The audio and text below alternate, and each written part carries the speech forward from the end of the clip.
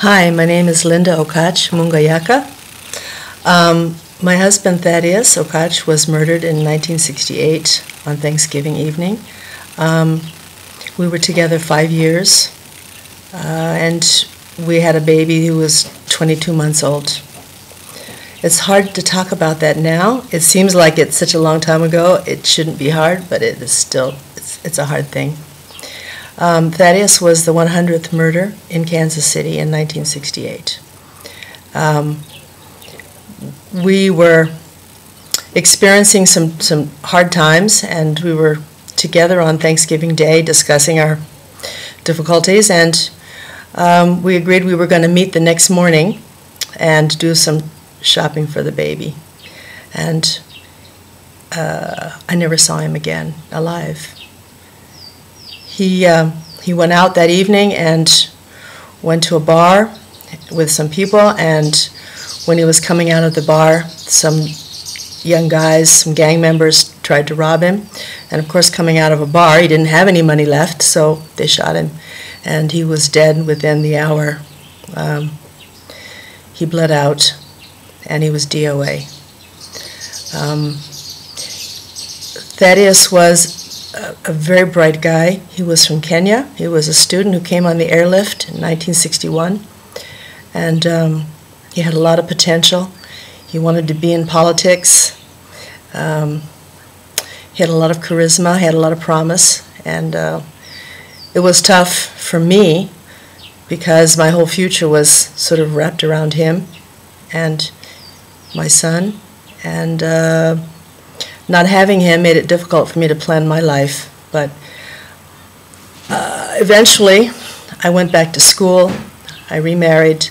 I got my degrees. I became a teacher, and life moved on. And it still was hard. And I thought I was going to die at the time. I wanted to die. I didn't know how I was going to survive.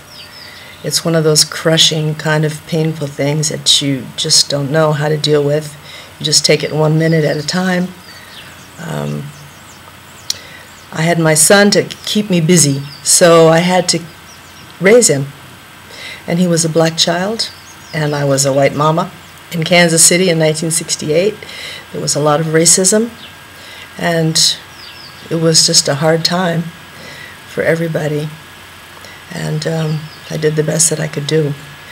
My son is grown, he's fine. I have 6 grandchildren now. And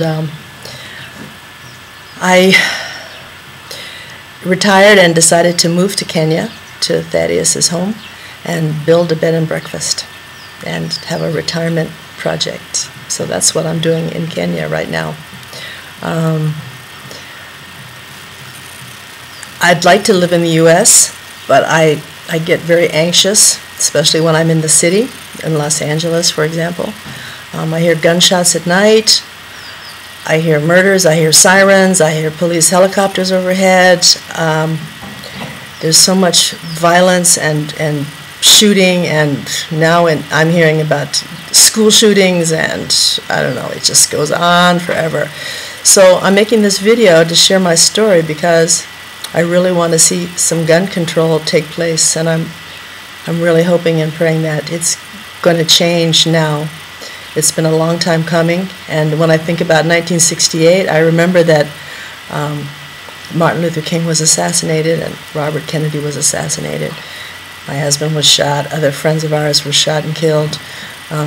Tom Mboya, the Minister of Economic Planning and Development in Kenya, was also assassinated in early '69, and it's just too much. So I'm hoping that something can change, and I think, you know, people need to hear the stories of the victims, because I'm sure there are many, many, many, many victims who've never been asked their story and never told their story. So that's my story. I've coped. I hope to keep coping for a while, and I encourage other people to stay busy and do the best they can do and try to make the world a better place.